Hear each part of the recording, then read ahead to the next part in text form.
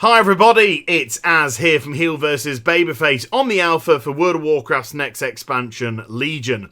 Now, if you watched me live stream on Friday night, I got my Warlock character here to the top level of the new X-Pack, and that is level 110. And what that meant is I have now unlocked the end game content. And what I'm going to look at today is something which is currently being called Adventure Mode.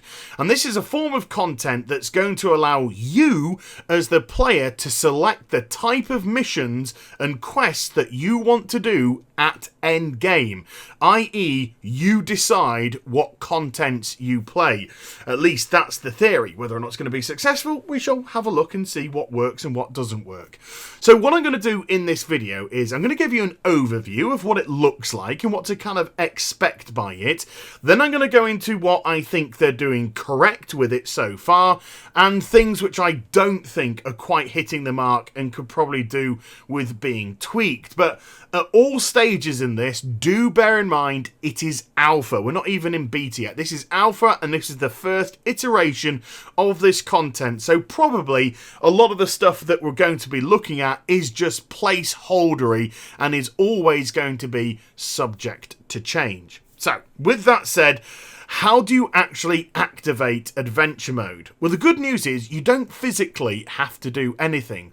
Let's just say that you're in High Mountain, where I am right now, and you ding level 110. You don't have to teleport back to your order hall. You don't have to Hearthstone to Dalaran. You don't have to do anything like that whatsoever. Adventure Mode automatically procs because you can actually access it through your regular map screen. You don't have to go to a table. You don't have to collate a load of missions, go out, do them, return, hand them in. None of that business. This content has been created to allow you to have a fluid external experience in the Broken Isles. So with that said again, let's open it up and have a butcher's at what it actually looks like. So on the screen, I now have a bunch of different looking icons. Over here on the left-hand side, we see a couple of crossed swords. This is pertaining to a PvP mission, even though I'm on a PvE server. So if I wanted to do this, I could just highlight the quest. I could do it with this one over at this side. Highlight it there, and it'll show up on my mini-map and the objectives on the right-hand side of my screen. I go over there, and I do whatever criteria is being asked of me for the reward. Now, because this is a PvP mission, and I'm on a PvE server, I'm still attacking NPCs, but it will flag me for PvP combat.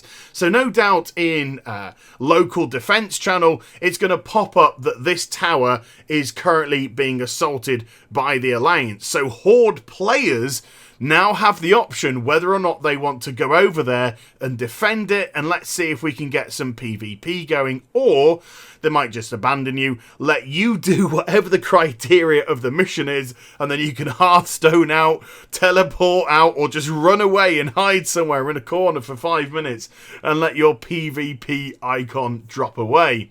It comes as no surprise that the little paw print over here relates to a pet battle mission. Yes, not all the missions on offer are going to be combat related. There are going to be pet battle ones too, and then you'll notice that there are various ones with a quest symbol, but they have different icons surrounding them. So just above the pet battle one, we have a regular quest symbol. Now this means this is a quest that you should be able to do solo without any trouble whatsoever. However, down at the bottom left of the screen, you can see that there is a quest symbol surrounded by a blue circle with a gold dragon surrounding it. Now, this can either relate to two things. A dungeon mission, where obviously you've got to queue for a dungeon and then do whatever criteria is being asked, or a group world quest. Now, the good thing about the group world quests are when you arrive in the area, instead of having to call out in general chat or trade chat that you want people to come to this area and help you out, you will automatically get grouped up with any of your Alliance or Horde players that are currently in that area. So when you do get grouped up, you'll be able to see where they are on the minimap, go over and help them, hope that they come and help you complete the rest of the mission criteria. Again, kill those 3 people or kill 12 of those and 6 of those and then a boss at the end of it and all that kind of jazz. And then when you leave the area, you should, in theory, organically get dropped from that group. And there is also, if I go down to Azuna, some really beefy ones like this purple dragon symboled quest icon, which is actually referring to a world boss. So you're going to have to get in a raid group for that one. So that's the kind of look of it. You literally just select the zone, select the quest by clicking onto it, and then you will see the criteria, you will see the reward that's on offer, and you can decide whether or not you want to actually do that. So it's complete and utterly up to you. So, with that said, what do I think they're actually getting right with the adventure mode so far? Well, I can't believe I'm going to have to state the obvious here, but this is the World of Warcraft that we live in nowadays. So unfortunately, I do have to. One of the positives is we actually get to do the content ourselves. Remember, we're coming off the back of an expansion where our followers, NPCs, got to do more stuff in-game than we did. Which is just pretty darn tragic. So at least we are the masters and mistresses of our own destiny with the adventure mode content. Not too much more I can say about point 1. Because of the world scaling now, remember, each zone scales to your level. So when you hit maximum zone, every zone in the game is level 110. It doesn't matter where you are. If it's High Mountain, if it's Stormheim, if it's Azuna, wherever you go, every mob is going to be at least level 110 or higher. There may be 111s, there may be 112s there as well. So that's really good because you can now select any zone to go to. If you've been in Azuna for a bit and you want just an aesthetic break, you can jump on over to Stormheim or leap across to High Mountain or Val'Sharah, which brings us onto the third point, which is there's lots of areas which aren't available to play on Alpha right now, which will make the world seem bigger. The biggest one about these is Suramar. The whole zone of Suramar is not available for testing yet, and that is just meant to be a top level zone. So with that added to the roster of High Mountain and Val'Sharah and Azuna and Stormheim, with that coming in, there should be plenty of choices for areas to go to and quests. There's also a island off the southwest coast, south of Azuna. I think it's like the Isle of the Ancients or Watchers or something along those kind of lines, which looks like it's going to be a very interesting place to visit. Now, they may have plans for that content-wise, or they might incorporate it within the adventure mode map. There's also a few islands off the west coast which are being worked on, but don't have anything on them at the moment. So again, they can be placed into the adventure map as well. And all that on top of even areas within existing zones that are barren can still be utilised for picking up quests and putting down quests for you to do. Now, there seems to be plenty of quests for you to do on a rotation system. So if you're not happy with what you've got on offer, there will be something telling you the timer of the quest and how long it's available for, whether it's there for a very long time or a long time or a medium amount of time or just a short time. And then you know that the quests are going to go into rotation and a new bunch of quests are going to pop. So not happy with what you see, stick around for a bit or just log out for a bit. Come back a wee bit later and you should find that you've got new stuff on offer. And what I previously mentioned is this auto teaming up. Now, you go into a world zone that's a little bit more difficult, that requires you to probably team up with other people. It will automatically place you into a group upon arrival. That doesn't mean that you're stuck in the group though. you have the option to leave it and to set up your own groups. So if you want to go in with some friends and some friends only, and you're the first one there, you can leap out of it, have your friends invited in, or your friends invite you over to their servers and whatnot, and then you can just get in your own little group as well. But if you don't have any mates on at that time, you know, you're playing a bit later, you're at, you know, slightly antisocial hours of the day, then you'll automatically be placed in with a group. When you are, you'll physically see them on your mini-map, so you'll be able to either help them out, or they'll come along and help you out organically, and so you can passively have some MMO interaction with one another. And what a wonderful experience that would be in a game like this. And the final positive about the adventure mode so far is the fact that it gets you out and about in the world. One of the biggest problems that the World of Warcraft has suffered from for numerous years now, not just Warlords of Draenor and the garrisons, is that it always seems to anchor you, to root you in a capital city of some variety, whether it be your garrison, whether it be Dalaran, whether it be anywhere else. And so any content which is actively getting you out into the world can only be a positive thing. So we've got to give it a big kind of props for that. Now, with all of that said, I have been given this piece of content a thorough going over. I didn't want to just quickly get to 110, then bash out a video as quickly as possible. No, I wanted to make sure that I gave the adventure mode thorough testing to see where I think the pitfalls are currently falling. But again, I got to reiterate what I said at the start of the video. I do think this is a complete work in progress. This is alpha, and I think some of the stuff here is just for placeholder. So I don't imagine this is going to be the final product at all. I think it is a work in progress. So, number one of the things which I think could do with a bit of a tweak is the reward system. The reward system is pretty darn dull and boring at the moment, and there's not a lot of variety of rewards on offer. It tends to be either gold, pet battle item, a piece of gear, or an artifact power item to increase the artifact power in your weapon. It literally seems to be those four, or maybe a piece of equipment that you can attach to a follower. Don't get me started on that business.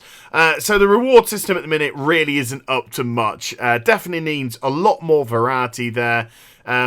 And a lot more choice. The worst thing is when you just do a mission, get yourself a pair of gloves, and then you look around for some more gear missions to try and equip your character, and the only two that you see are both offering gloves as a reward. So I think it's definitely, like I said, a work in progress, so I'm not getting too upset about there. But yeah, the reward system is very important, because the reward system is going to determine most likely how long people are going to be out about in the world. If they don't see anything of an interest, they're just going to Hearthstone back to their order halls or to Dalaran or somewhere. One of my biggest peeves, and I got to say this is actually a bit of a peeve, about the adventure mode, is there are way too many Apexis crystal type areas where you have to fill up a bar by turning up to an area. Again, I talked a lot in the Garrison Command Table mission video about association, and there is an association with this type of content and crap. Which was Warlords of Draenor. And what was even worse is when I turned up to do one of these areas, it was actually overlapped twice over by two other AP fill up the bar style missions. And that nearly drove me insane. So I think they've really got to kind of like do away with that. Now, admittedly, some of them fill up pretty darn quickly, but again, it's still the association. As soon as I saw that bar, I was kind of like, oh god, here we go. So, you know, it doesn't take too much to think of something different. And to be perfectly honest with you, I don't think anyone really has an issue with having a specific objective.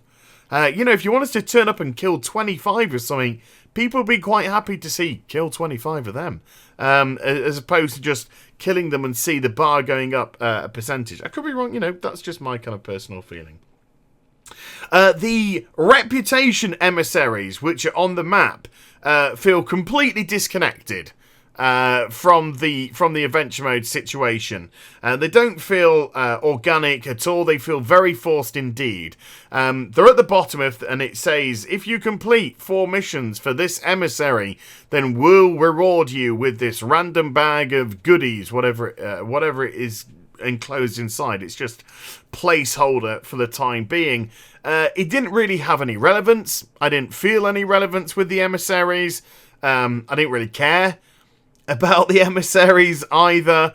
It kind of felt forced. It kind of felt a little bit just didn't feel right at all. So I think the emissary business has got to be thought out differently. They've got to make us give a shit about the reputations which we're going to be helping out here.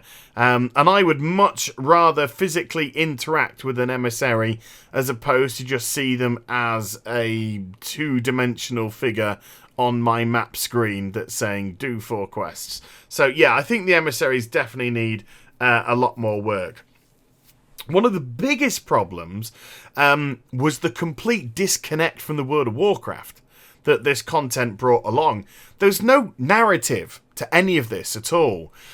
Even when you turn up to an area and there's a bar that appears at the bottom of the screen from an NPC and it's just like, we've been having trouble with some sailors round here, thin their lines and help us out.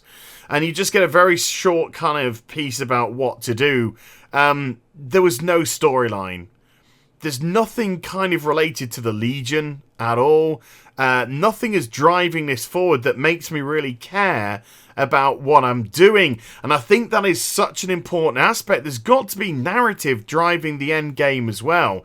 I don't think you can just push the narrative to your Order Hall campaigns. I think it's got to be felt in the external world content. Otherwise, it's just feeling as if you're going out and doing a bunch of segmented quests that have no meaning and no relevance to how anything transpires in the World of Warcraft. So I do think there has to be something more narrative driven about where it's going to go. I do think it's got to be a lot more related to the expansion as opposed to just here do a quest, there do a quest. But yeah, it's got to feel organic because it feels completely disjointed in that respect. And it does repeat a lot of the quests which you did when you were leveling up, which I didn't like. It kind of gave the feeling of, again, daily quest overload. And it did repeat them quite often. When a mission appeared on a map and I didn't want to do it, and then I left it for a few hours and I came back, it had popped off, another one had popped on, and that had popped off, and that one had popped back on again. So it didn't feel as if there was a humongous amount of variety at the moment. But as I previously stated, there are other areas which completely and utterly haven't opened up yet, like Suramar, some islands off the west coast, some islands off the southwest coast. So they can always be utilised, as well as still plenty of barren areas existing in current maps, which can be filled with this sort of gubbings as well. But just repeating quests that you did when you were levelling up, I don't know, felt a little bit cheap, felt a little bit lazy in that respect, and I'm hoping that that's more placeholdery than not, but I've got a feeling it isn't. I've got a feeling that that is how some of the questing is going to go. And yeah, that kind of disconnected me from the process as well. So, as you can probably gather from those things which I said need tweaking, one of the biggest words which I constantly repeated was disconnect. This form of content just doesn't feel anything related to the expansion, which isn't a good thing at all. So I definitely believe there needs to be a lot more work on that. An underlying narrative with this kind of content would not be a bad thing. And also, if some of the rewards could be quest lines, which get you interactive with the Legion again, that would make you feel more connected to this experience. Because it literally just felt as if the developers had created a bunch of quests and they want you to go back and forth and do them. It didn't feel as if it had anything to do with the Legion. Legion is an expansion. and to be perfectly honest with World of Warcraft as a whole. So they're quite serious issues, but we've got 4.5 months until the next expansion, and there is plenty of positives about this content at the moment as well. So as a first stab at a piece of endgame content, it's not too bad at all.